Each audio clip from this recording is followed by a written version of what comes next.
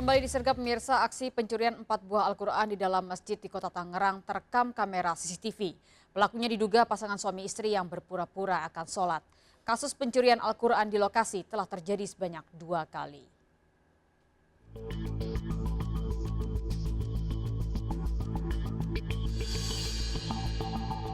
Aksi pencurian Al-Quran di Masjid Nurul Falah di Kelurahan Gagah, Kecamatan Larangan, Kota Tangerang terekam jelas di kamera CCTV.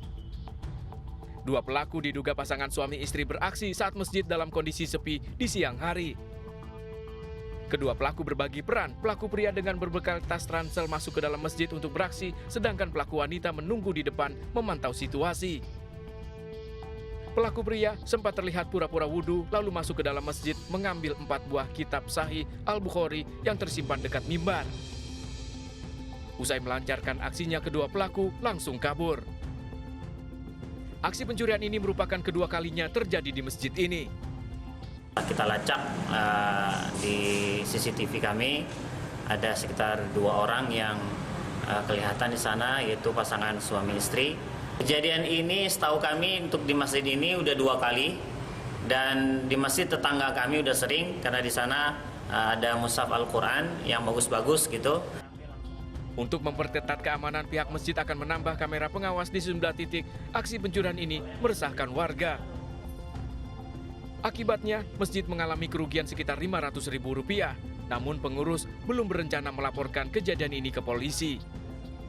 Dari Tangerang, Banten, Sukron melaporkan. Bisa seorang siswi SMA membawa kabur uang Rp2,6 miliar di Bengkulu Utara, Bengkulu. Pelaku menghimpun uang dari mahasiswa hingga pejabat dengan janji keuntungan investasi salon kecantikan. Jumlah setoran pun bervariasi dari 1 juta hingga puluhan juta rupiah.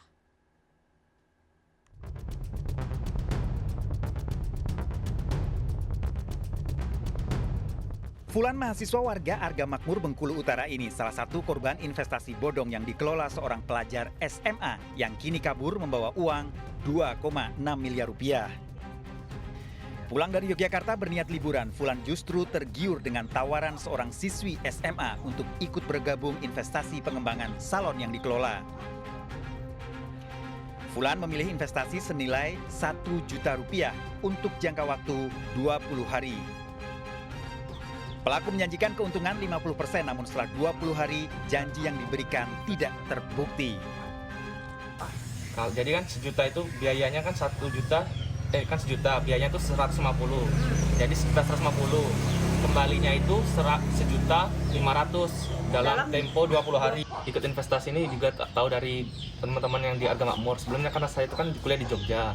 Jadi kebetulan saya mau kembali ke Arga Makmur karena libur ujian juga. Ya kan, saya juga tertarik ikut arisan ini kan karena ya bagi mahasiswa ya jujur ini seperti. Pelaku siswi SMA sejak bulan Januari menawarkan investasi untuk mengembangkan salon yang dikelola pada sejumlah pejabat dan mahasiswa. Dengan pilihan investasi setoran Rp1 juta, Rp5 juta, dan Rp10 juta. Pelaku juga membuat grup di media sosial untuk anggota sesuai besaran investasi yang jumlahnya mencapai ratusan orang.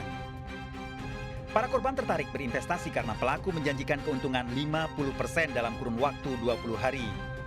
Namun setelah ditunggu, pelaku justru menghilang membawa kabur uang Rp2,6 miliar dari jumlah setoran uang yang dihimpun.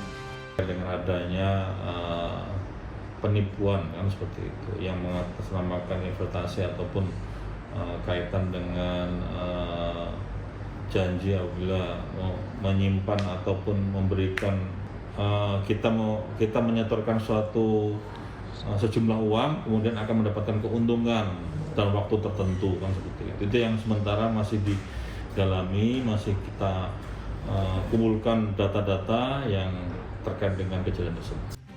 Pelaku hingga kini belum diketahui keberadaannya sejak kabur 3 pekan lalu. Sementara sejumlah pejabat dan korban lain yang tertipu hingga kini belum melapor pada polisi dan hanya mengungkapkan kerugian melalui media sosial.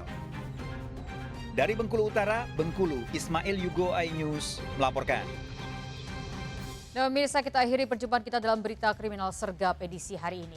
Ingat, kejahatan mengintai di sekitar Anda. Selalu waspada. Taati protokol kesehatan termasuk dengan memakai masker. jaga kesehatan Anda dan keluarga.